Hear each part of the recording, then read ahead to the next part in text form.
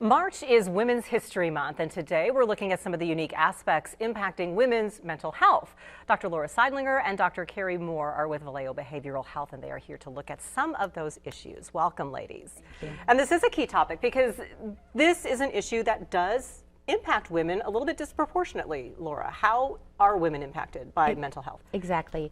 So typically, if you just look at the general population, women are twice as likely to have mental health diagnoses compared to men. And that seems like, well, why would that be?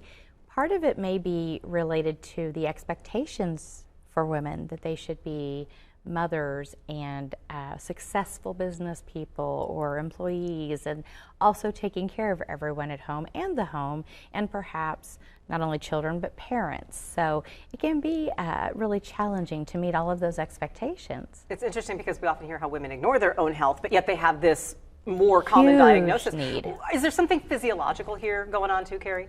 Sure. I mean, part of that would be the hormones. We have different hormones that we're dealing with, and at different stages of life, they impact us differently. For women, I mean, obviously there's puberty, but then going through menopause, with pregnancy, that's a concern to have to deal with postpartum depression or changes in your depression or anxiety or symptoms like that too. So, are there different things at different stages of life to look for when it comes to seeing how those sorts of physiological things might be impacting us with our mental and behavioral well-being? Well, typically we see changes in mental health with women in early to mid adulthood. Mm-hmm. That's where you'll see that typically occur. And again, Laura's already mentioned, being sandwiched in at that point in your life where a lot of women are dealing with their children and their parents at the same time, and expected to take on so many different roles at that time as well can kind of play into that. What about genetic conditions? Is there anything genetically that's linked to maybe predisposing certain women to something more so than other women? Certainly we see some heritability in that. It seems like mental illness may fall in certain lines, and especially women in certain lines.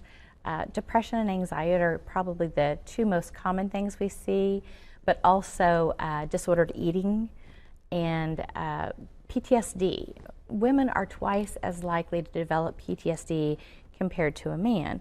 Now we all experience traumatic events in our lives, and we typically recover, respond, move on past that. But for some people, those events are really stifling and arrest them into this very stuck place. Where they're very overwhelmed and respond unexpectedly to stimuli that we wouldn't necessarily expect someone to jump or be startled by. And women, because of the nature of the abuses that they've experienced in childhood and even in adulthood, and also related to assaults, they are much more likely to develop a long-standing trauma diagnoses. But the best news is that it's all treatable. I was going to say, so we know this is an issue. How do we help it? And I guess before we even get to how we can help it, just real quick, how do you know the difference between, gosh, I'm just a little bit moody today, versus this is something I need to get help for? Sure. Yeah, I think we see patterns of behaviors that basically stay that way, not able to move on from it. It becomes something that, it's just not a few days here or there. It's not about a specific stressor that's going on in life that's attributed to that at one point in time, and it's not going away. So, we see those changes in someone isolating themselves, right?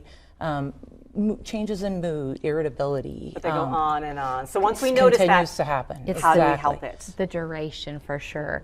So we are all about treating mental health no differently than we treat any other physical health issues. So sometimes that requires lifestyle changes. So if you have high cholesterol, you might change your diet.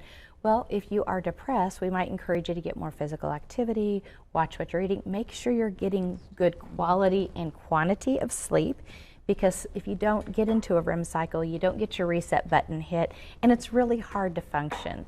And so those are really key things. And most people don't realize that healthy eating is really critical, because 80% of the serotonin receptors, which really impact depression and anxiety, are in the gut. Only 20% are actually in the brain. And so when we do change our eating patterns, it really does impact mood. And then in some cases, medication, is that correct? Absolutely. Yeah, absolutely. And I think that that's the most important thing to me is first, just talk to someone. If it initially that's not a healthcare professional that you're comfortable with, start with your partner, start with your friends, start with your extended family, anyone who makes that you trust, that makes you feel maybe a little bit more comfortable talking about it first. And then, reach out. Reach out. And here's how you can reach out. If you are in immediate danger, you can call 911. The Suicide Prevention Lifeline is 988. You can call or text. Vallejo has a crisis line, 785-234-3300. Their website, vallejo-topeka.org. And then, of course, we have these resources and a whole lot more at wibw.com/hearmeseeme for providers throughout Northeast Kansas. Such important information. Dr. Seidlinger, Dr. Moore, thank you so very much. Appreciate you being here. Thank you. Well, I'll tell you, if you've had a chance to step outside today, you might be feeling a little bit better. Sunny skies and warm temps. Find out if it sticks around next in Jeremy's